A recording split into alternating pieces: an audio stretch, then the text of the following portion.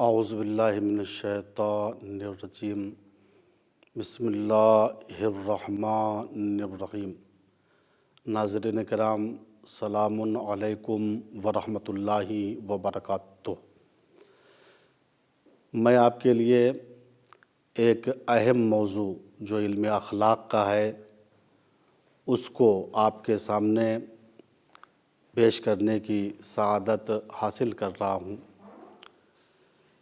ہماری زبانوں پر بکرات و مرات، صبح و شام یہ دو لفظ آتے رہتے ہیں، دنیا اور آخرت۔ آج آپ کے سامنے اس بات کو واضح کرنا ہے کہ دنیا کیا ہے، آخرت کیا ہے، دنیا کسے کہتے ہیں، آخرت کسے کہتے ہیں۔ پہلے ہم لغوی اور اصطلاحی اعتبار سے دنیا اور آخرت کے بارے میں جو میری تحقیق ہے اس کو ہم پیش کریں گے۔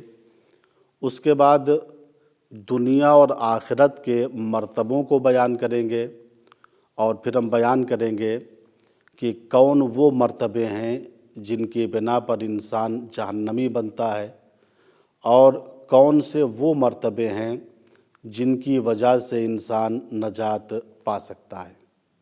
آئیے ہم دیکھتے ہیں کہ دنیا اور آخرت کے لغت میں کیا معنی ہے۔ جب ہم لغت کو کھولیں گے، ڈکشنری کو کھولیں گے، تو ہم کو ملے گا کلمہ دنیا کے دو مادے ہیں۔ پہلا مادہ دنو ہے، دنو یعنی نزدیک اور قریب۔ دنیا کو دنیا اس لیے کہتے ہیں چونکہ یہ دنیا انسان سے نزدیک اور قریب ہوتی ہے، اور اس دنو کا اپوزٹ ہے آخرت۔ آخرت یعنی وہ چیز جو دوری پر ہو۔ چونکہ دنیا کے مقابلے میں آخرت دور ہے، لہٰذا اسے آخرت کہا گیا، بعد میں آنے والی چیز کہا گیا۔ تو لفظ دنیا کا پہلا مادہ دنو ہے جس کے معنی نزدیک، اور دوسرا مادہ دناعت ہے۔ بعض اہل لغت نے لکھا دنیا یعنی دناعت، دناعت یعنی پستی، ذلت، حقارت، اور اس کے مقابلے میں ہے اعلیٰ، علیٰ۔ یقیناً دنیاوی زندگی آخرت کو مد نظر رکھتے ہوئے اگر ہم ملاحظہ کریں تو یقیناً یہ دنیا بہت پست ہے، اور اخروی زندگی بہت ہی اعلیٰ، علیٰ، بلند اور برتر ہے۔ یہ ہے دنیا اور آخرت کے لغوی معنی۔ اب آئیے ہم دیکھتے ہیں کہ اصطلاح علم اخلاق میں دنیا اور آخرت کے معنی کیا ہیں۔ صاحب معراج السعادہ ملا احمد نراقی، صاحب قلب سلیم آیت اللہ محمد حسین دست غیب، اور اس قسم کے بہت سے علماء نے دنیا اور آخرت کی جو تعریف مفصل طور پہ بیان کی ہے اس کا خلاصہ میں اپنے الفاظ میں اس طریقے سے آپ کے سامنے پیش کرنا چاہتا ہوں۔ دنیا اور آخرت کے اصطلاح میں معنی یہ ہے ہر وہ چیز جس سے انسان کا سروکار مرنے سے پہلے ہو اسے دنیا کہتے ہیں، اور ہر وہ چیز جس سے انسان کا سروکار مرنے کے بعد ہو اسے آخرت کہتے ہیں۔ اب آئیے تھوڑی سی ہم توضیح دیتے ہیں۔ دنیا یعنی وہ چیز جس سے ہمارا سروکار مرنے سے پہلے ہے۔ روٹی، کپڑا، مکان، دکان، تجارت، حکومت، سیاست اور زراعت کہہ لیجئے، اور اسی طریقے سے باغات کہہ لیجئے، ہر وہ چیز، حتیٰ اموال، اولاد، ازواج، ان سب چیزوں کا شمار جو ہے دنیا میں ہوتا ہے۔ تو مرنے سے پہلے جو چیز پیش آتی ہے وہ دنیا ہے، اور مرنے کے بعد جو چیز پیش آئے اسے آخرت کہتے ہیں۔ جیسے حساب و کتاب، जन्नत व दोज़ख, मीज़ान अदल इलाही का रोज़ महशर नस्ब होना, और इसी तरीक़े से हमारे नाम आमाल को हमारे हाथ में देना, ये सब चीज़ें आखिरत कहलाती हैं। तो दुनिया वो चीज़ है जिससे सरोकार हमारा मरने से पहले है, और आखिरत वो चीज़ है जिससे हमारा सरोकार मरने के बाद होगा। न तो दुनिया की अहमियत कम है और न तो आखिरत की अहमियत कम है। ये तो इंसान का ज़र्फ़ है, चाहे इंसान दुनियादार बन जाए या इंसान आखिरत वाला बन जाए।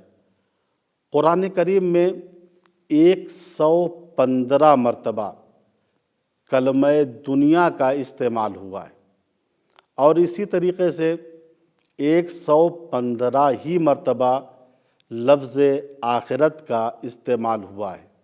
तो इसके माना ये हैं कि आखिरत को ढूंढने के लिए कहीं हम और नहीं जाएंगे, बल्कि आखिरत का रास्ता इसी दुनिया ही से जाता है। हम जब दुनिया में कार नेक अंजाम देंगे, सिले रहम करेंगे, लोगों की मदद करेंगे, अमानतदारी से काम लेंगे, तो यही चीज़ हमारी आखिरत में काम आएगी। एक और नुक्ते की तरफ मैं मुतवज्जे करूं कि बाज़ लोग कहते हैं भैया दुनिया बहुत बुरी चीज़ है। जी नहीं, दुनिया बुरी चीज़ नहीं है। शरीयत और इल्म अखलाक की नज़र में वो चीज़ जो बुरी और बदतर है और ज़िल्लत आमेज़ है, वो है मोहब्बत दुनिया।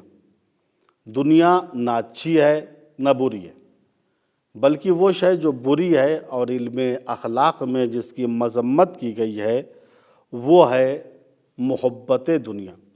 चूँकि मोहब्बत दुनिया में आकर इंसान आखिरत को भूल जाता है, माँ बाप के एहतराम को छोड़ देता है, घर के अंदर लड़ाई और झगड़ा करता है, थोड़ी थोड़ी बात पर चराग पा हो जाता है, दूसरों पर तोहमत लगाता है, दूसरों की गीबत करता है।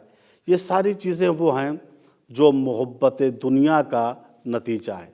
लिहाजा उलमाए इल्म अखलाक फरमाते हैं कि मोहब्बत दुनिया और आखिरत के 3 मरतबे, और इनमें से 2 मरतबा ऐसा है जिस शख्स के दिल में ये 2 मरतबे होंगे वो शख्स क़त्अन जहन्नमी और अहले सक़र होगा, अहले नार होगा। और तीसरा मरतबा जो हुब्बे दुनिया का है, मोहब्बत दुनिया का है, वो कराहत रखता है, यानी शरई एतबार से नापसंद है। और जिसके दिल में ये तीसरा मरतबा होगा उसकी नजात की उम्मीद है।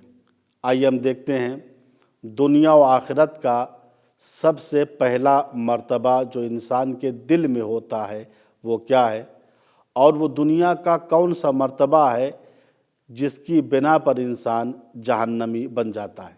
आइए, पहला मरतबा ये है कि इस दुनिया में बाज़ लोग वो हैं जिनकी निगाहों में सिर्फ़ दुनिया ही दुनिया है।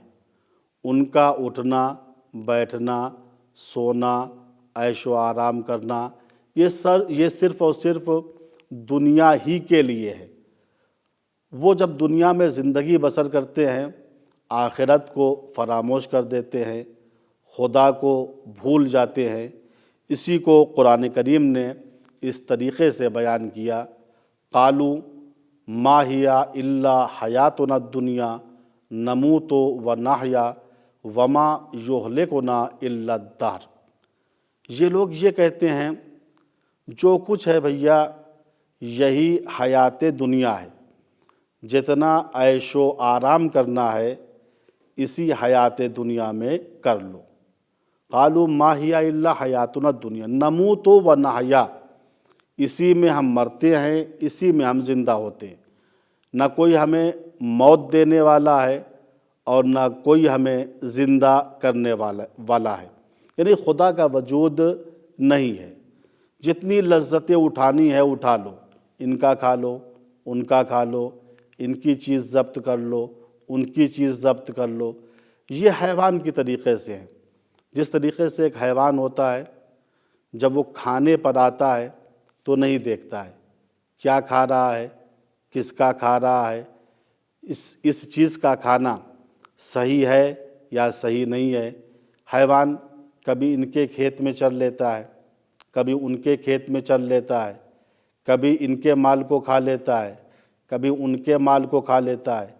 اسی طریقے سے یہ انسان ہے جو جانور صفت ہے۔ اس کا مقصد اس دنیا میں صرف آمدن، گفتن، نشستن، خوردن، خندیدن اور مردن ہے۔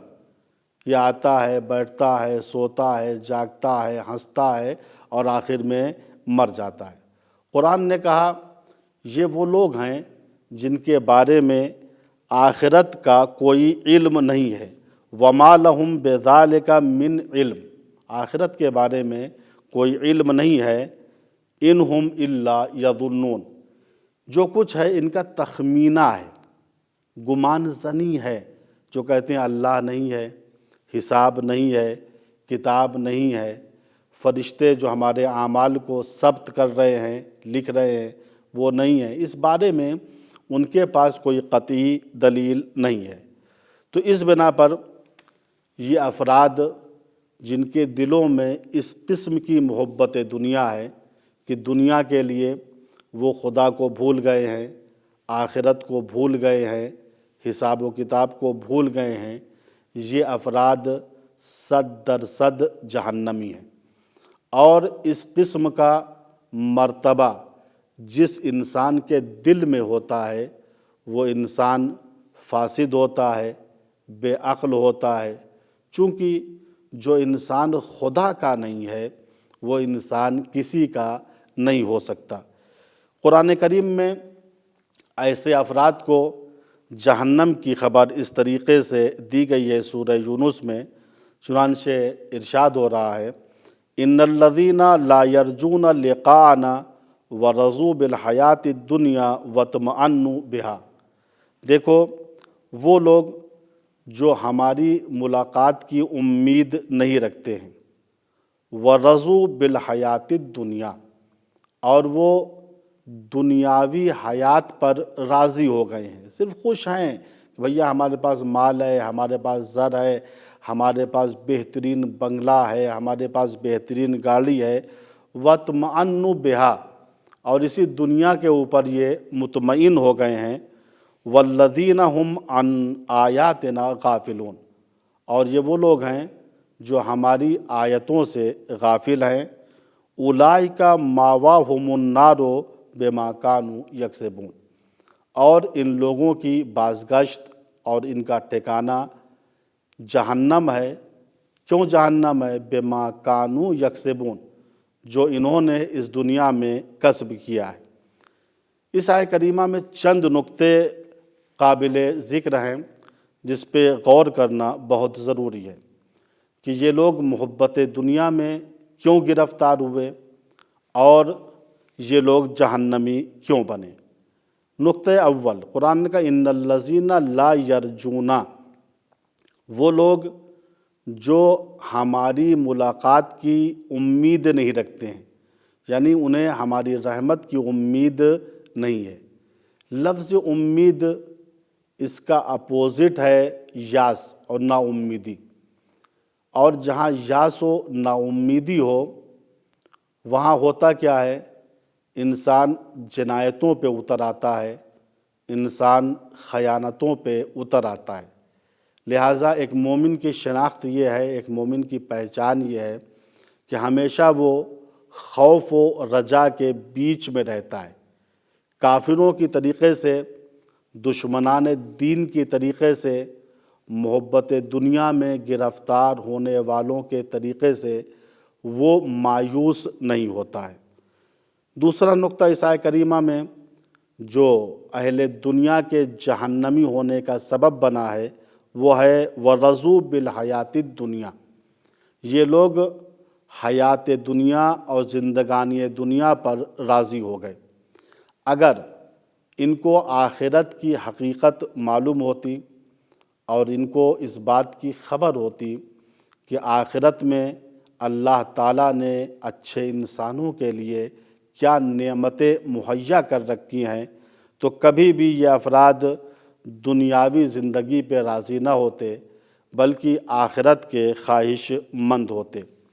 تیسرا نقطہ قرآن نے بیان کیا جو ان کے جہنمی ہونے کا سبب بنا، وَاطْمَأَنُّوا بِهَا، اور یہ اسی دنیا پر مطمئن ہو گئے، یعنی اطمینان ان کا اس بات پر مستقر ہو گیا کہ بھیا جتنا آرام اٹھانا ہے اسی دنیا میں آرام اٹھا لو۔ حالانکہ اگر یہ جنت کے آرام کو جانتے، آخرت کے سکون کو جانتے، اعمال صالحہ کرنے والوں کے ان اچھے اعمال کے صلوں کو جانتے، تو کبھی بھی یہ افراد دنیا میں مطمئن نہ رہتے بلکہ آخرت کے لیے مضطرب اور پریشان رہتے۔ جس طریقے سے اہل تقویٰ کا عالم یہ ہے کہ وہ آخرت کے لیے مضطرب رہتے ہیں، پریشان رہتے ہیں، اور ایسے ویسے پریشان نہیں رہتے بلکہ اہل تقویٰ چونکہ جانتے ہیں کہ آخرت میں متقین کے لیے اللہ نے کیا نعمتیں مہیا کر رکھی ہیں، لہٰذا ان کی جان کا ان کے اجساد میں رکنا بھی بہت ہی دیر اور بہت ہی پریشانی کے ساتھ ہوتا ہے۔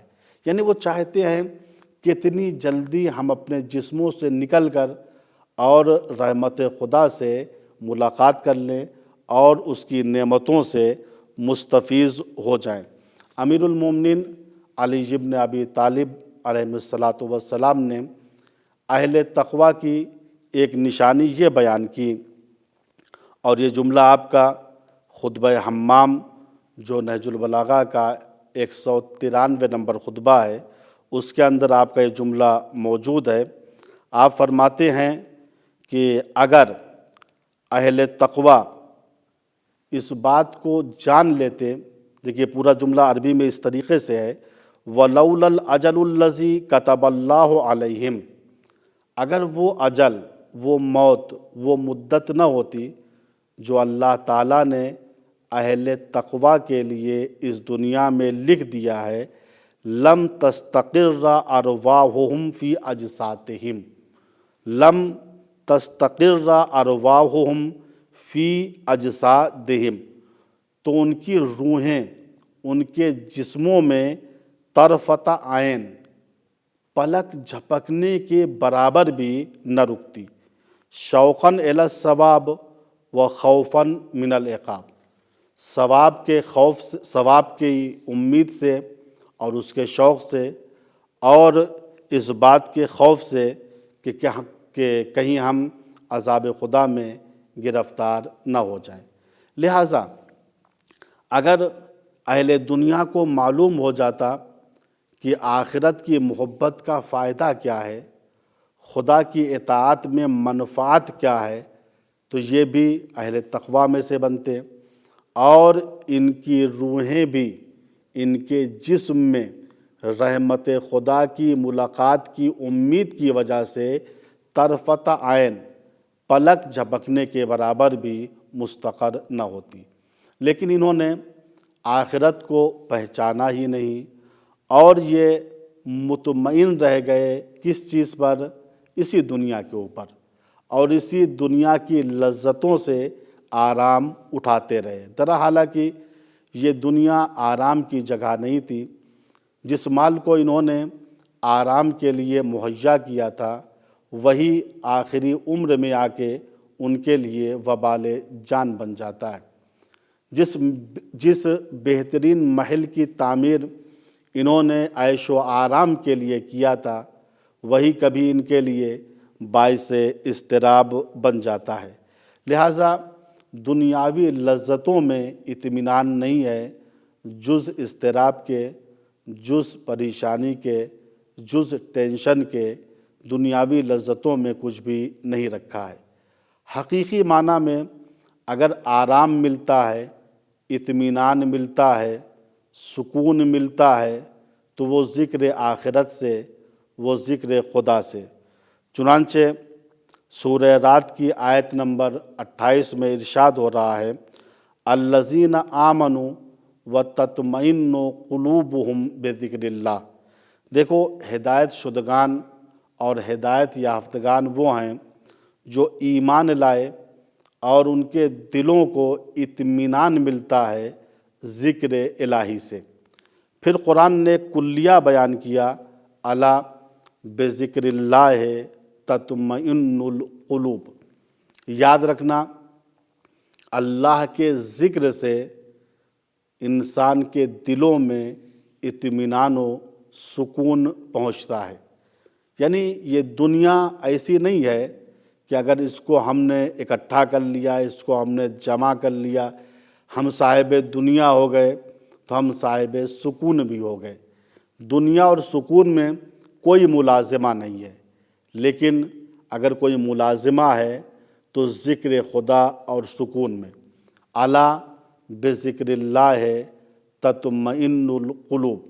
آگاہ ہو جاؤ کہ اللہ کے ذکر سے دلوں میں اطمینان پہنچتا ہے، دلوں کو سکون ملتا ہے۔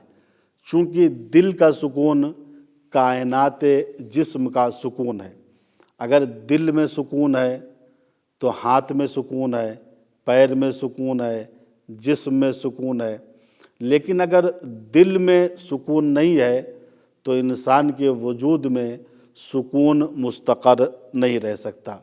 لہٰذا اللہ تعالیٰ نے صریحی طور پہ فرمایا کہ وہ لوگ جو اس دنیا میں یہ کہتے ہیں کہ جو کچھ بھی ہے یہ حیات دنیا ہے، زندگانی دنیا ہے، اسی میں ہم مریں گے، اسی میں جئیں گے اور یہ زمانہ ہم کو ہلاک کر دے گا، آخرت کوئی چیز نہیں ہے، اس قسم کا مرتبہ حب دنیا کا جس آدمی کے اندر ہے وہ جہنمی ہے، اور حب دنیا کا یہ مرتبہ علماء کے نزدیک قطعی طور پر حرام ہے۔ اب آئیے ہم دیکھتے ہیں کہ محبت دنیا کا دوسرا مرتبہ جو حرام ہے، اور وہ مرتبہ بھی جس کے دل میں ہوگا وہ شخص جہنمی ہوگا، وہ مرتبہ کون سا ہے؟ علماء علم اخلاق فرماتے ہیں محبت دنیا کا دوسرا مرتبہ یہ ہے کہ انسان کی حب شدید دنیا کے ساتھ ہو اور حب خفیف آخرت کے ساتھ ہو۔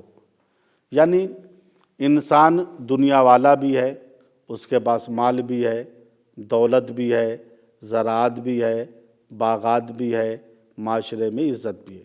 اسی کے ساتھ وہ نماز بھی پڑھتا ہے، روزہ بھی رکھتا ہے، حج بھی کرتا ہے۔ لیکن بات کیا ہے؟ بات یہ ہے کہ اس کی محبت دنیا سے زیادہ ہے اور آخرت سے کم ہے۔ نماز سے محبت کم ہے، روزے سے محبت کم ہے، اللہ اور رسول سے محبت کم ہے۔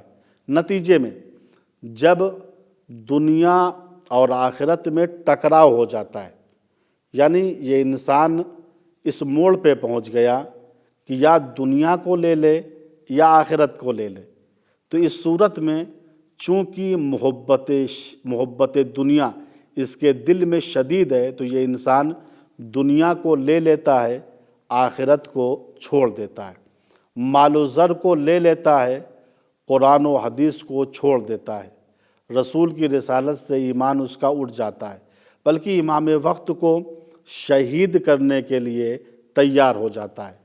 جیسے پسر سعد وہ انسان تھا جو دنیا دار بھی تھا اور آخرت والا بھی تھا۔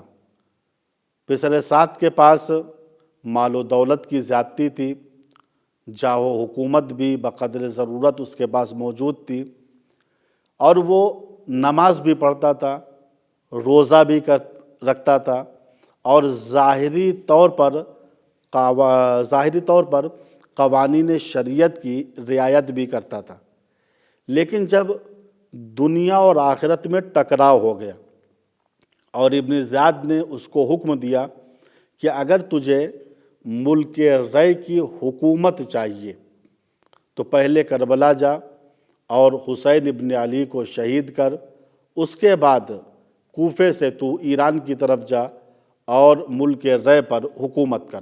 ملک رے آج کی اصطلاح میں ملک رے جو ہے 2 شہروں کا نام تھا قدیمی زمانے میں، ایک تہران اور ایک اصفہان۔ تہران اور اصفہان کو ملا کر عرب میں ملک رے کہا جاتا تھا۔ تو پسر سعد کے پاس دنیا بھی تھی، آخرت بھی تھی، وہ نماز بھی پڑھتا تھا، روزہ بھی رکھتا تھا، لیکن جب دنیا و آخرت میں ٹکراؤ ہو گیا تو اس نے آخرت کو چھوڑ دیا اور دنیا کو پکڑ لیا۔ وہ ملعون امام حسین علیہ السلام کو شہید کرنے کے لیے کربلا کے میدان میں آ گیا تاکہ اسے دنیا میسر ہو جائے، ملک رے کی حکومت مل جائے۔ البتہ ایسا ہی ہوتا ہے، جو دنیا کے چکر میں آخرت کو چھوڑتا ہے اس کے ہاتھ نہ دنیا آتی ہے اور نہ آخرت آتی ہے۔ لہٰذا محبت دنیا کا یہ مرتبہ بھی حرام ہے، اور جس کے دل میں محبت دنیا کا یہ مرتبہ ہوگا وہ 100% جہنمی ہے۔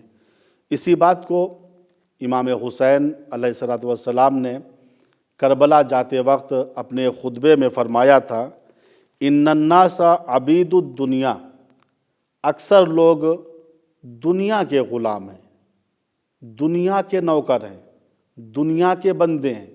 امام نے یہ نہیں فرمایا کہ اکثر لوگ اللہ کے غلام ہیں، اللہ کے نوکر ہیں، اللہ کے بندے ہیں، نہیں، آپ فرما رہے ہیں ان الناس عبید الدنیا، اکثر لوگ عبید الدنیا، دنیا کے غلام اور نوکر ہیں، والدین لاق علی السنتہم، اور دین ان کی زبانوں پر ایک چاشنی کی طریقے سے ہے، یحوطونہ ما درت معایشہم، اور یہ دیندار اسی وقت تک رہتے ہیں جب تک ان کے معاشیات پہ حملہ نہیں ہوتا ہے، جب تک ان کی روٹی روزی خطرے میں نہیں پڑتی ہے۔ یعنی یہ دنیا والے بھی ہیں، آخرت والے بھی ہیں، لیکن آخرت والے کب تک ہیں، اللہ والے کب تک ہیں؟ جب تک ان کی روٹی روزی پہ آنچ نہ آئے۔ فَإِذَا مُحِسُوا بِالْبَلَاءِ قَلَّتْ دَيَّانُونَ، امام فرماتے ہیں جب ان کو بلاؤں کے ذریعے سے آزمایا جاتا ہے تو اس وقت دیندار افراد بہت کم نظر آتے ہیں، یعنی بہت کم وہ لوگ ہوتے ہیں جو دنیا کو آخرت کے لیے قربان کرتے ہیں۔ اکثریت لوگوں کی ایسی ہے جو آخرت کو دنیا کے لیے قربان کر دیتے ہیں۔ لہٰذا علماء علم اخلاق نے فرمایا کہ حب دنیا کا یہ دوسرا مرتبہ، یعنی محبت شدید دنیا سے اور محبت خفیف آخرت سے یہ حرام ہے، اور جس انسان کے اندر محبت دنیا کا یہ مرتبہ ہوگا وہ 100% جہنمی ہے۔ اب آئیے دیکھتے ہیں محبت دنیا کا تیسرا مرتبہ کیا ہے، جس کو علماء علم اخلاق نے مکروہ قرار دیا ہے۔ حب دنیا کا تیسرا مرتبہ یہ ہے کہ حب شدید آخرت کے ساتھ اور حب خفیف دنیا کے ساتھ، یعنی انسان کے پاس دنیا بھی ہے اور انسان کے پاس آخرت بھی ہے، لیکن جب دنیا اور آخرت میں ٹکراؤ ہو جاتا ہے تو انسان دنیا کو چھوڑ دیتا ہے اور آخرت کو اپنا لیتا ہے۔ علماء علم اخلاق کہتے ہیں محبت دنیا کا یہ مرتبہ مکروہ ہے اور ناپسندیدہ ہے، چونکہ ایک مسلمان کی شان یہ نہیں ہے کہ اس کے دل میں محبت دنیا ہو۔ والذین آمنوا اشد حبا للہ، وہ لوگ جو سچے مومن ہیں ان کی شدید ترین محبت اللہ کے لیے ہوتی ہے، ان کا اٹھنا بھی اللہ کے لیے ہوتا ہے، ان کا بیٹھنا بھی اللہ کے لیے ہوتا ہے، ان کا سونا اور جاگنا بھی اللہ کے لیے ہوتا ہے، ان کا کسی سے دوستی کرنا بھی اللہ کے لیے ہوتا ہے، ان کا کسی سے دشمنی کرنا بھی اللہ کے لیے ہوتا ہے۔ تو والذین آمنوا اشد حبا للہ۔ دیکھیے، محبت دنیا کا یہ تیسرا مرتبہ کہ انسان کے دل میں آخرت کی محبت زیادہ ہو اور دنیا کی محبت کم ہو، اور جب دنیا اور آخرت میں ٹکراؤ ہو جائے تو انسان دنیا کو چھوڑ کر آخرت کا دامن تھام لے۔ یہ دنیا کا مرتبہ مکروہ ہے، چونکہ ایک مومن اور ایک مسلمان کی شان یہ نہیں ہے کہ اس کے دل میں محبت دنیا ہو، بلکہ اس کا دل محبت آخرت اور محبت خدا سے ہمیشہ سرشار رہتا ہے۔ اسی کو قرآن نے کہا والذین آمنوا اشد حبا للہ۔ دیکھو، وہ لوگ جو حقیقی مومن ہیں ان کی سب سے زیادہ محبت اپنے پروردگار سے ہوتی ہے۔ وہ اللہ کے نام پر اپنی جان کو قربان کر دیتے ہیں، اپنے مال کو قربان کر دیتے ہیں، اپنی اولادوں کو قربان کر دیتے ہیں۔ ہم خداوند متعال سے دعا کرتے ہیں، خدایا ہم سب کو محبت دنیا کے ان تینوں مرتبوں سے نجات دے۔ وآخر دعوانا ان الحمد للہ رب العالمین۔